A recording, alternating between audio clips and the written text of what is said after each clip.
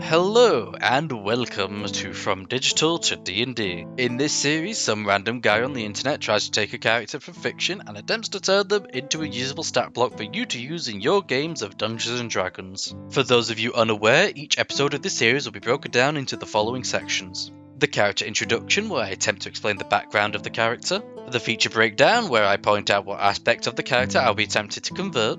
The stat block, where I show off the monster sheet and explain how it works and how to use it. And finally, the plot hooks, where I explain possible uses for the character in your games of D&D. Naturally, any character that features in this series belongs to their respective owners. With that out of the way, today's episode is the promised follow-up to the previous video. Let's take a look at the Golden Super Hedgehog, Super Sonic.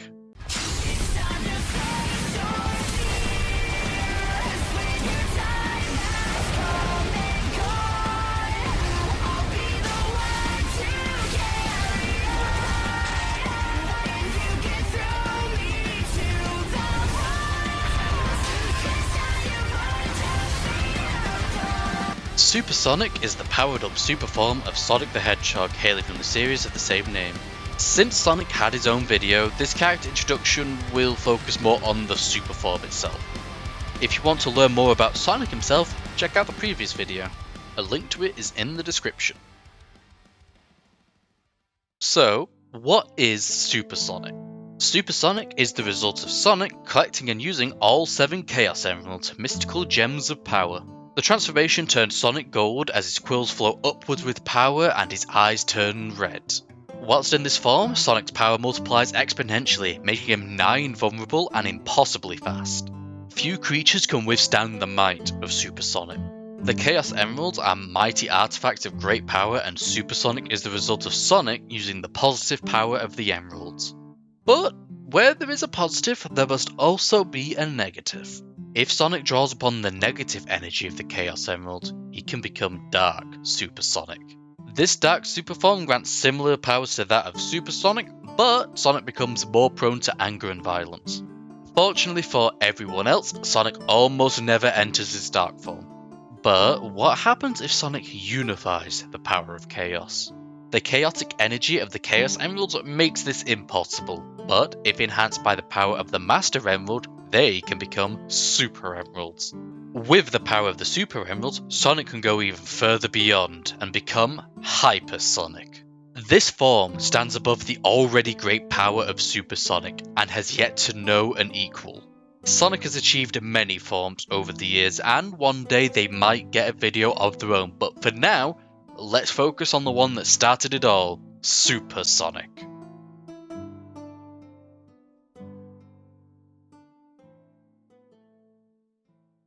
Being a transformation makes things interesting, as under all the power, it's still Sonic.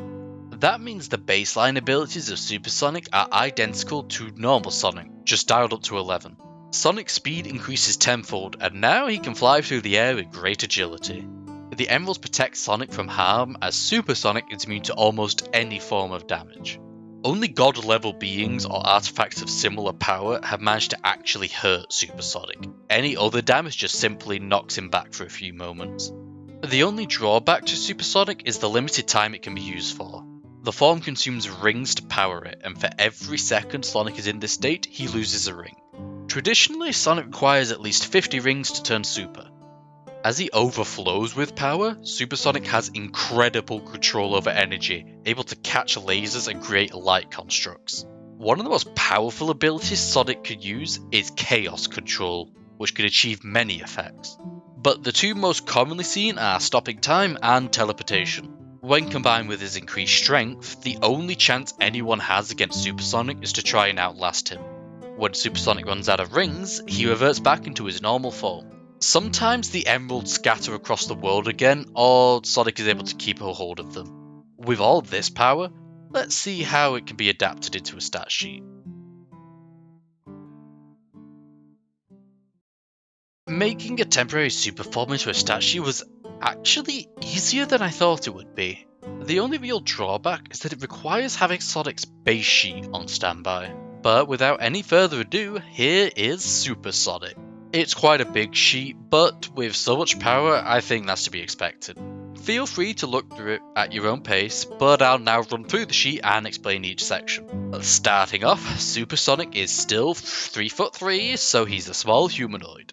You could argue that this super form makes him a celestial, but it's still Sonic in there, and as I explained in the previous video, humanoid makes more sense. Plus, high CR humanoids are rare, especially of Supersonic's caliber. When Sonic has turned super, he's still himself under there, and as I said in the last video, his chaos are good.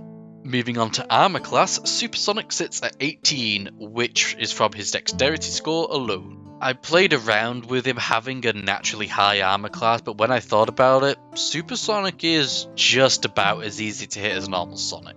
He's just more durable. I also kept it at 18 to make it feasibly possible to hit Supersonic because his abilities you'll see later make it quite hard. The hit points are special as Supersonic only has an average of 100 hit points. That number might seem shockingly low, but there's a very good reason behind that, so stick with me to find out. Sonic's walking speed increases to 150 feet from his previous 120 feet, and gains a flying speed equal to it, which he can use to hover. For those unaware, hover means knocking Supersonic prone won't send him flying to the ground. The base stats are up next, and they are as follows. 22 in strength, 27 in dexterity, 13 constitution, 10 in intelligence, 12 in wisdom, and 20 in charisma. As far as I'm aware, Sonic's super form doesn't make him smarter or wiser, it just boosts his physical attributes. In regards to saving throws, Sonic has proficiency in dexterity, constitution, wisdom, and charisma saving throws. Supersonic retains his skill proficiencies from his normal sheet, but the bonuses increase greatly. Supersonic has a plus 16 to acrobatics, plus 14 to athletics, plus 9 to perception, plus 16 to sleight of hand. Athletics is a new one, but Supersonic has shown to be physically much stronger. Thanks to the Emerald's power, Supersonic is immune to the following conditions: Charm, Deafened, Exhaustion, Frightened, Paralyzed, Petrified, and Poisoned.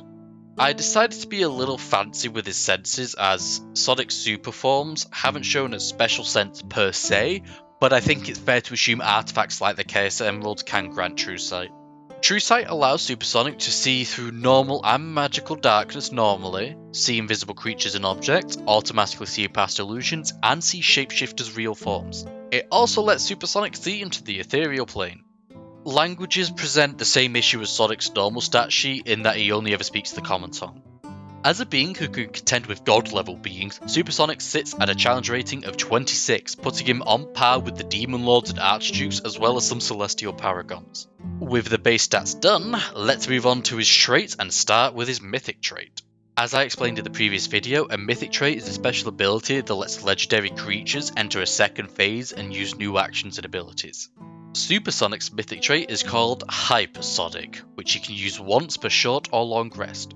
When Supersonic is reduced to 0 hit points, he unleashes the power of the Super Emeralds and turns into Hypersonic, his hit points resetting to 100. Whilst this trait is active, Hypersonic gains the effects of the haste spell for an hour, as well as gaining resistance to necrotic and force damage. For those of you who need reminding, haste grants Hypersonic the following bonuses. Hypersonic speed is doubled, now reaching 300 feet. His armor class increases by +2, now sitting at 20. He has advantage on dexterity saving throws. And finally, Hypersonic can take an additional action on his turn, which can be used in a few ways. The additional action can be used to make one melee attack, dash, disengage, hide, or use an object. These bonuses make Hypersonic an almost unbeatable foe, so make sure Sonic only turns hyper when he needs to. The other bonus granted to Hypersonic is that he can now use his mythic actions, which we'll get to near the end. If he's able to maintain it, Hypersonic can remain in this form for an hour, and defeating him grants the party double the amount of XP. Starting off with Supersonic's normal traits, he has Charge Strikes. Thanks to the power of the Emeralds, Sonic's attacks are magical. Next up, Supersonic has Evasion. If Supersonic has to make a dexterity saving throw where succeeding would normally result in taking half damage, Supersonic instead takes no damage if he succeeds and half damage if he fails. Golden Blur results in any attacks being made against Supersonic having disadvantage as long as Supersonic isn't incapacitated or has a speed of 0. Knockback is a special trait that only kicks in when Supersonic takes 20 or more damage of any type. Supersonic has to make a Constitution saving throw, the DC being 5 plus the amount of damage dealt. Not taken, dealt. If Sonic fails, he's pushed 30 feet away from the attacker and is incapacitated until the start of his next turn. This trait is meant to serve as one of the few ways to beat Super Sonic, which is to keep him at bay for as long as possible. His next trait is Legendary Resistance, which he can use 3 times a day. This trait lets Super Sonic succeed on a saving throw he fails. Magic Resistance gives Super Sonic advantage on saving throws against spells and magical effects. Protection of the Emeralds is my way of addressing a problem with Super Sonic's hit points. Some spells and effects like Power Word Kill or Disintegrate have special rules that would let a creature instantly kill Super Sonic the way it's written. This trait makes him immune to such effects as well as spells like Polymorph. Super Sonic is here to stay. Ring Count is the most important trait here and is the reason Super Sonic only has 100 hit points. At the end of Super Sonic's turn, he loses 6 hit points, 1 hit point per second, just like the rings. This reduction in health cannot be increased or reduced by any means except for when Sonic uses his time version of Chaos Control. If Super Sonic is reduced to 0 hit points, he reverts back into his normal form. If you want to see what Sonic's normal form looks like, check out my previous video or use the link in the description. Undefeatable is Super Sonic's final trait and grants him immunity to all forms of damage except for 3 types. Necrotic damage and force damage function normally against Super Sonic, as well as any damage from an artifact can hurt him as well. I would have put this in the damage immunity section, but unfortunately the D&D Beyond editor doesn't let you implement custom resistances and immunities. Moving on to actions, Super Sonic has a multi-attack which lets him make 4 slam attacks. Those of you who watched the previous video, thank you. But you might recall some objections I had about having a lot of attacks in a multi-attack. That was mainly due to Sonic's challenge rating, but with a CR of 26, I think 4 attacks is more than fair. Speaking of the slam attack, it's a melee weapon attack with a reach of 5 feet with a plus 16 to hit against one target.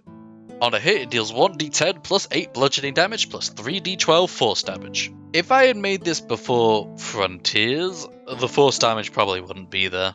Super Sonic Boom is a ranged spell attack, unlike the normal version, which is a weapon attack.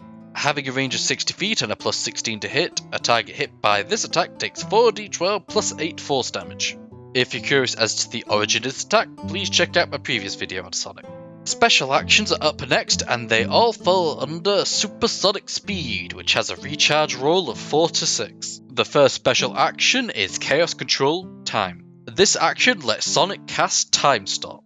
Time Stop halts the flow of time for everyone but Super Sonic for 1d4 plus 1 rounds. During this time, Super Sonic can move and act normally, except his ring loss drops to 1 instead. The spell ends early if Super Sonic tries to affect another creature or object being worn by someone, or if he moves 1,000 feet away from where he cast it. The use of Chaos Control in a fight opens up so many avenues, as Super Sonic can use at least 2 turns to set something up. Perhaps he can use the time to find rings or charge up an attack. Maybe he sets things up to trip everyone up when time restarts. Super Sonic's second special action is Homing Attack. This functions just like how it does on Sonic's normal sheet, except the range, DC, and damage is increased. Spin Dash is the final action and is also identical to the normal version, with a power increase and that it now deals half as much damage to the creature if it succeeds. If you want a deeper breakdown of how each attack works, then check out the previous video where I explain them. But with that done, we can move on to bonus actions. Super Sonic just has one, which is Super Sonic Boost. This bonus action lets Super Sonic take the dash or disengage action. Reactions are special for Super Sonic, as he can take 2 per round but only 1 per turn. On top of the normal attack of opportunity, Super Sonic has 3 reactions he can take. The first one is Dodge. When Super Sonic is hit by a melee or ranged attack, he can add plus 8 to his armor class, increasing it to 26 normally and 28 with Hypersonic. To use it, Sonic has to see the attacker and have a speed greater than 0. Parry is the next reaction, and it can trigger when Super Sonic is hit by an attack that isn't a critical hit. Super Sonic can make a dexterity saving throw, the DC equaling the attack roll total. If he succeeds, Super Sonic avoids the attack and has advantage on attack rolls against the creature until the end of his next turn. The last reaction available is Super Counter. Supersonic can only use this if he successfully used his parry reaction against a creature within 5 feet and he still has advantage against said creature. If he does, Supersonic deals 2d10 plus 8 bludgeoning damage plus 6d12 force damage to the creature. This reaction hurts a lot since there is no save against it. The only way to avoid this is to not be within 5 feet when he triggers it or give him disadvantage to cancel it out. There is a small buffer to give players a chance, as Supersonic would have to use his parry reaction successfully, wait a turn, and then use Super Counter. Legendary reactions are up next, and Supersonic can take 3 per round at the end of another creature's turn, regaining any expended ones at the start of his turn. Quick Dash lets Supersonic move up to half his movement speed, which is 75 feet by default. Quick Slams lets Supersonic make 2 slam attacks. Spin Slash costs 2 legendary action to use and is identical to the normal version, but with increased range and power. Supersonic Wind costs 3 legendary action to use and it's also the same as the normal sheet, except its range is increased to 90 feet, the saving throw is increased by 24, and it deals more damage. Mythic traits are up next, and you might notice a naming issue. Although Hypersonic is a separate form, the normal layout of a D&D 5e sheet means that the correct form of naming is still Supersonic. It's a small detail and it doesn't really affect anything. Each mythic action can be taken as a legendary action following the same rules. The first mythic action is Chaos Control Space. This mythic action lets Hypersonic teleport to an unoccupied space he can see or knows of within 300 feet. Hyper Flurry lets Sonic make 4 slam attacks. Hyper Kick lets Sonic make 1 supersonic boom attack. His final mythic action available is Lightspeed Dash, which costs 3 legendary actions. This is an empowered version of the normal Lightspeed Dash with a higher DC and damage output. It also retains the same rule as the normal one about when it can be used. To make things balanced, Hypersonic can only take this action at the end of the turn after his own in the initiative order. This means that most parties have a chance to stop this attack from charging up. But that brings us to the end of the stat sheet, and hopefully it all makes sense. Superforms aren't really a thing in D&D, so this was a unique challenge. If you're wondering if I'm going to include Dark Supersonic, you'd be half right. At the end of the day, there's not much difference between the two in terms of power, it just comes down to personality. If you want to have a Dark Supersonic, change the alignment to Chaotic Evil and swap the damage immunity from Radiant damage to Necrotic damage. But with the sheet done, we can move on to plot hooks. Those of you who watched the last video will know that putting Sonic into a D&D game is awkward at best, Supersonic even more so. First things first, this should only be used in high level games. The very minimum level a party should be, and this is assuming they have magic items and time to prepare, is 16th level. The biggest issue with Supersonic is how he's tailored to work as a limited time power-up. Putting that aside, how would you put Supersonic as he is into a game? It's somewhat limiting, but I think he'd work best in a campaign where the party are more evil aligned. Supersonic could be the final thing that stands in the way of the party. For a non-evil game, perhaps the party are under Sonic's tutelage, and Supersonic is the final test. If a party can overcome Supersonic, they'll be able to overcome almost anything. What about using the stat sheet as a different NPC? One thing I would strongly suggest is not removing the time limit on the form. The sheet is built with an endurance fight in mind, not just a sack of hit points to reduce. Let's take the idea from before about a tutor NPC using this as a final test. Maybe the party could be awarded super forms of their own if they win. But what if you don't want a good NPC? What if you want an evil Supersonic? Thanks to a certain comic run, there's nothing stopping you from changing Supersonic's alignment and making an evil version. Not to mention Dark Supersonic. Maybe the big bad of the game uses the Supersonic stat sheet as their final form and the party have to whittle down and outlast the form as it consumes magic to maintain. But what if you really want to make the form last forever, do away with the ring counter? Whilst I'd advise against it, you could give Supersonic a large amount of hit points, around 350 perhaps. Maybe going hyper gives him half of that back. change his damage immunities to resistances, and you still have a tough final boss fight. But what about the idea of Supersonic as an NPC? What can we do with that? Maybe there's a celestial being in your setting that the party have to seek out. Maybe they never even fight the celestial, but if they strayed from the path of good, maybe it would step in. Powerful entities like Supersonic can have an entire campaign focused around them. Maybe a cult worships this entity and wants to summon it into the world, and this is the sheet it uses when summoned. Perhaps you want to put the Chaos Emeralds into a setting. They are great MacGuffins to collect, as each one grants the wielder more power. A race to collect all 7 emeralds sounds pretty fun if you ask me, as the party needs to track them down and collect them from wherever they are.